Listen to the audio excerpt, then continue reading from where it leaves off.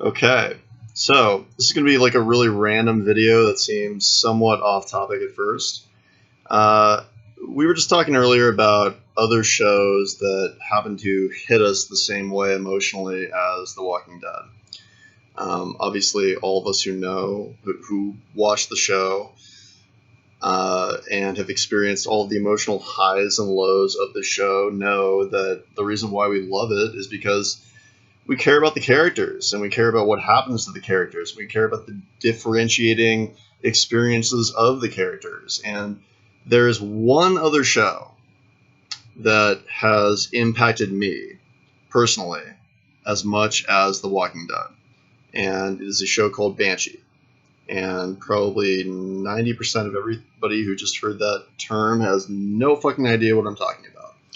And that's because it was not well marketed. It was only available on Cinemax. It's already over. It ended last year. It had 4 seasons, so the first season would have started 5 years ago.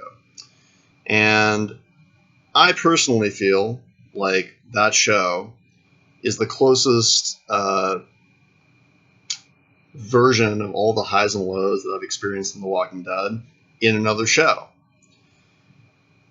A lot of people disagree with me. I begged Jill for a long time to start watching the show. Yes. And I finally convinced her at one point. A lot of bended knee and pleading. Yeah, I tried really, really hard. And luckily, she agreed. And actually, I'll let you take it from here. Well, after the profuse amount of begging for this show, I gave it a shot, and I'll be honest and say that, like many shows, excluding probably Breaking Bad, it had to find its way, it had to take shape, so you had to get through the first season, and because of Cinemax, that's probably easy for a lot of people to write it off. That being said, it was a very unique story.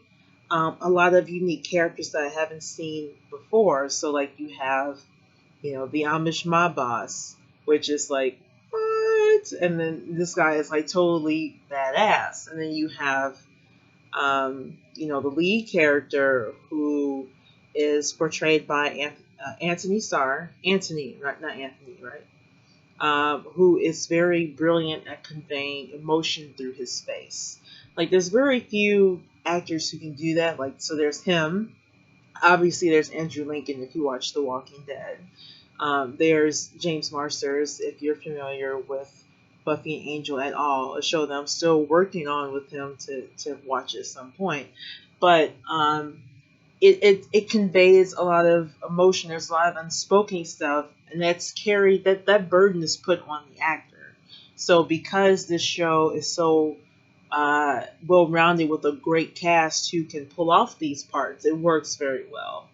And that in itself is a reason to stick around. But when you hit about a third of the way into season 2, the whole show changes shape. It's like they got a director who's traditionally making film instead of a TV show, and it has this very cinematic feel to it. So the whole tone of the show changes, which is very beneficial to it and helps guide things along for sure. And then you still have these powerful actors and also these unique characters all in this strange small town of Banshee, which has, a lot of Amish people, and then there's Native American sect, and then later on we get these neo-Nazis, and it's all these weird fucking people in this little small town. Anyway, the story itself is very topical, but what really intrigued me personally was the layers of character and all the different kind of characters. So you have... It's very diverse. It's extremely diverse. It's very diverse, and they put a lot of things together that you would normally think about putting together. So you have Lucas Hood. The range of type of characters is probably wider than any other show I've ever seen. Yeah, it's very broad. Lucas Hood, the sheriff, or actually the main character, the guy who just got out of prison, who's impersonating the sheriff, really, is best friends with this old black dude who runs a bar, and this very flamboyant cross-dresser who's also a tech genius. And those three things don't what you wouldn't think would go together, but they really do. They go together very well, very perfectly well. And having all these different types of personalities is very fascinating to watch. So anyone who loves extreme character development, and extreme is the right word. yeah, and the levels, the spaces of gray, areas of gray, right? Because some shows are very, it's either or, very black and white, and to me that's very boring. Yeah. But this definitely explores the gray areas. Like, for instance, Proctor, the Amish mob boss.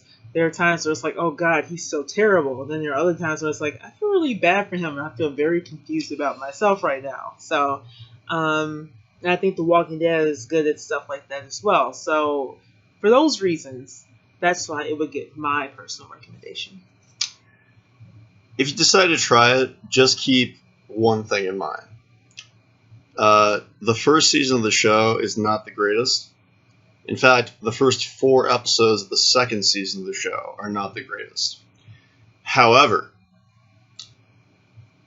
the second half of season 2, every episode has over a 90% on Rotten Tomatoes, and season 3 and 4 have 100% on Rotten Tomatoes. I do not know another show that has that high of a rating on Rotten Tomatoes. Not 100%.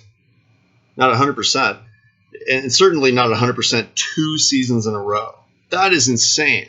This is the only show that I know of in all of existence that has that kind of record. Well, don't even worry about Rotten Tomatoes. Just listen to me.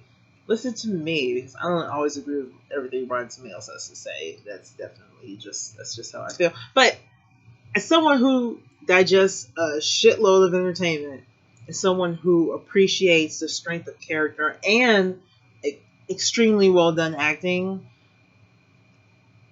it totally gets both thumbs up, and it's definitely worth the time.